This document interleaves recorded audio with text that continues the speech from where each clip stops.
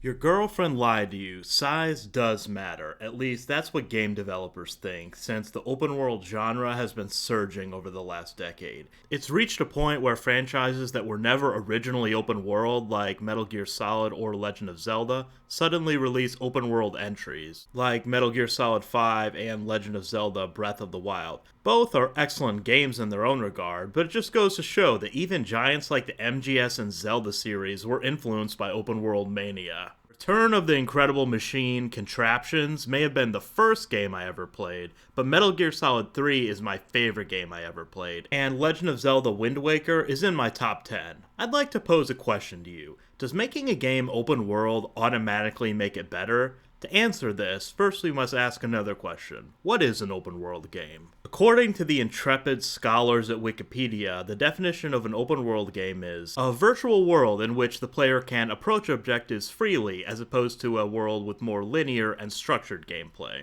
This is a somewhat broad definition, but we all know an open world game when we see it. Let's dive in by breaking down the milestone open world games of recent memory. Fallout 3 was the first open world game I ever played back in 2008. Yes, only a minute into this video, we're already talking about Bethesda. It definitely had a hand in starting the craze that persists to this day.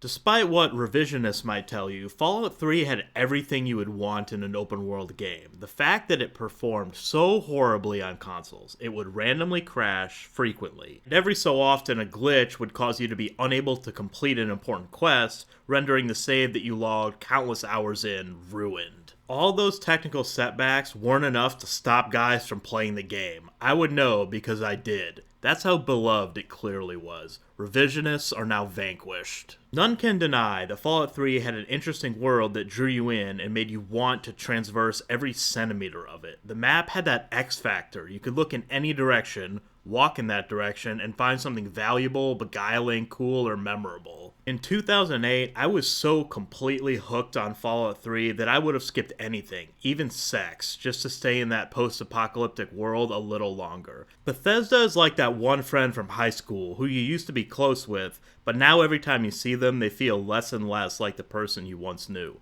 Still familiar, but increasingly distant and unrecognizable. You're still glad to see them, but deep down, you know the spark, that magic you once shared is gone, and it's never coming back. Moving on, MGS5 is able to make the change to open world relatively seamlessly. The player freedom, tactical approach, and potential for creativity granted by the open world expanded on what everyone already loved about Metal Gear Solid. It still had enough enclosed indoor environments to give players their fix of the gameplay they've come to love from the previous games. That being said, MGS5 was a Metal Gear Solid game first, and an open world game second. The helicopter mechanic allowed you to engage with the open world as much or as little as you want, save for a couple vehicle-centric missions. The best areas in MGS5 aren't the open ones. They are Lufwa Valley, Mfinda Oilfield, and OKB0, which all give me flashbacks of MGS3 that I still rank as the best Metal Gear Solid game.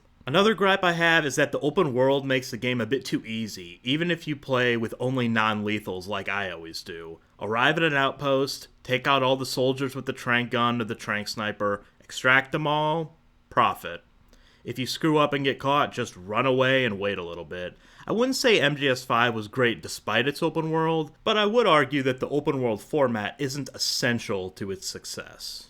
MGS5 is like the guy you went to high school with and were once friends with, but now is successful and has a family and doesn't really have time to hang out with you anymore. You're happy for him, but you still look back on the good times you had together with nostalgia and fondness. Moving on, Elden Ring was From Software's first venture into the open world realm. I beat all the bosses in Elden Ring, even pre-patch Promised Consort Radahn, just using a greatsword instead of a cheap, overpowered build. When I went to try the New Game Plus, it hit me like an anvil falling off the Empire State Building, that navigating the map is painfully tedious on replay. I know this may be a controversial take, but I don't think the open world style suited the game well. On the first playthrough, I admit, the sense of adventure and the fun of accidentally teleporting to Caelid at a low level and being completely lost, and having to fight or run to survive was highly enjoyable. But man, on the second playthrough, I wish I was riding a bullet train instead of Torrent. Too much time spent on horseback just mindlessly running and jumping.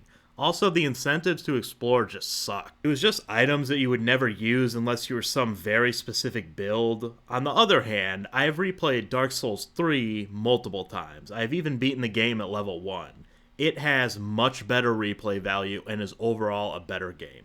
Dark Souls 3 is described as linear, but it does have some player freedom, albeit not as much as the first one, with the order you can complete areas and defeat certain bosses. In my opinion, it strikes the right balance. A map in a video game should only be as large as it needs to be. Every part of a game map should serve a purpose, or at the very least, offer something noteworthy to discover. I mean, the best parts of Elden Ring are the bosses and the legacy dungeons. In other words, it's at its best when it feels like Dark Souls 4. While exploring the caves or non-legacy dungeons scattered across the map, you'll find that for every truly unique, idiomorphic one you encounter, there are 5 others that feel cookie-cutter and are indistinguishable from one another. So in this case, bigger was not better. Imagine if there were no duplicate dungeons, and instead that time and effort was dedicated to creating more legacy dungeons, or even open-world areas designed to capture the same depth and intricacy of legacy dungeons. I'm going to coin the term purposeful open-world games. These are games that have exploration, player freedom, are non-linear, and have a relatively big but not oversized map, and don't fall into the typical open-world pitfalls. These pitfalls include, but are not limited to, repetitiveness, areas that all look the same, huge but pointless wide-open spaces,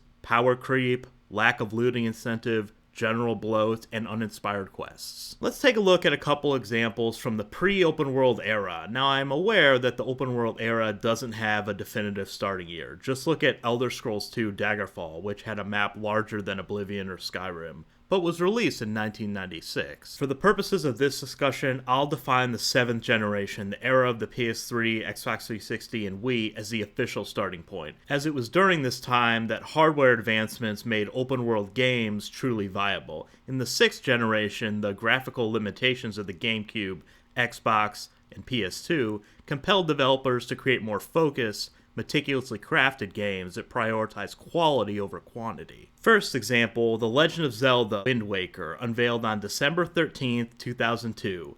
It stands as an indelible gem in gaming history, and holds a special place in my personal pantheon of cherished games. I'm aware there are individuals who harbor disdain for this game, and I must confess, their cognitive dissonance utterly eludes my comprehension. The main quest in Wind Waker is linear, but after completing the tutorial section of the game, you're free to go sail around and explore the map, which consists of 49 squares and 49 islands, and nearly every single one of them has something cool or unique about it.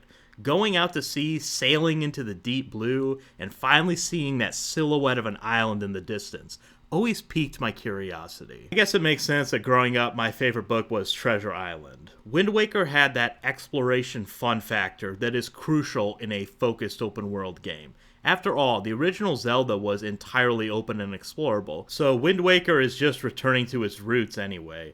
Pawprint Island with its hidden subterranean cave, Private Oasis, the ostensibly peaceful and mysterious Paradise Island, Crescent Moon Island, where you can encounter the ominous ghost ship, and the Forsaken Fortress, which has the perfect foreboding vibe as you approach. I seriously love the design of this place. Between islands, you'll find enemies at sea, like the Sea Hat or the Big Octa, which scared the bejesus out of me as a kid. Enemy ships, enemy outposts, as well as the occasional tornado. I've always loved the fluctuating weather while sailing. Shifting winds, passing storms, night and day changing, all of it added a layer of realism that made the world feel alive. In Wind Waker, we see a classic example of a map that is the exact size it needs to be. Every island has a purpose, and every island is worth visiting. The islands, particularly the main ones, are rich with activity. Hidden secrets to uncover, side quests to pursue, addictive minigames to master, and valuable new items to collect. There's no filler to be found. Wind Waker is unmistakably a purposeful open-world game. Next game is a little less famous, SpiderMan II, which was released on June 28, 2004. I played SpiderMan II on the GameCube, and let me tell you, it's an absolute hidden treasure from that era. brimming with charm, innovation, and polished, crisp gameplay. It deserves far more recognition than it ever got. I've heard it described as GTA San Andreas but with Spider-Man, but Spider-Man 2 actually came out first. Naturally, the map is of New York City, complete with tons of NPCs, cars, helicopters, boats, and skyscrapers. The graphics aren't the best, but it's still an impressive game for its era, technically speaking. Navigating the city is a treat with the smooth as a stick of butter swinging mechanics. Holy shit, did they get it down perfectly. The events of the main story of the game take you to every corner of the map in a way that feels like a natural progression. The gameplay is so fluid and engaging that exploring the map becomes second nature. You're not just compelled to roam, you're driven by the enjoyment of it. The city itself transforms into a vibrant playground that felt lively and was perfectly tailored to Spider-Man's antics. My favorite part was always finding the secret villain hideouts inside buildings. I swear, this game had more interiors than GTA 5. It's common knowledge that movie game tie-ins are always a complete bomb, but this is the exception to the rule. If traveling around your open-world map is a chore, the game is sunk. Exhibit A, Bethesda's Starfield. If you've never played this game before, I highly recommend giving it a shot. It still holds up remarkably well, and my spider sense tells me that you'll enjoy it. The open world genre has produced some of gaming's most memorable experiences, but it's not a one-size-fits-all solution. Yoda was right, size matters not, and your girlfriend was right. It's not the size of the map, it's how you use it that matters. Games like Zelda Wind Waker and Spider-Man II show that a smaller, more focused map can be just as impactful as a sprawling one. The key is to prioritize quality over quantity, ensuring that every part of the world serves a purpose and offers something meaningful to discover. So no, making a game open world doesn't automatically make it better. What truly matters is how the world is crafted and whether it enhances the player's experience rather than detracting from it. As the industry continues to evolve or devolve, depending on your perspective, I hope developers will embrace the concept of the purposeful open world game, creating games that are just as memorable and meaningful as the classics that came before them. As of now, I'm not holding my breath. Thank you for watching. Please like, comment, and subscribe. Bye.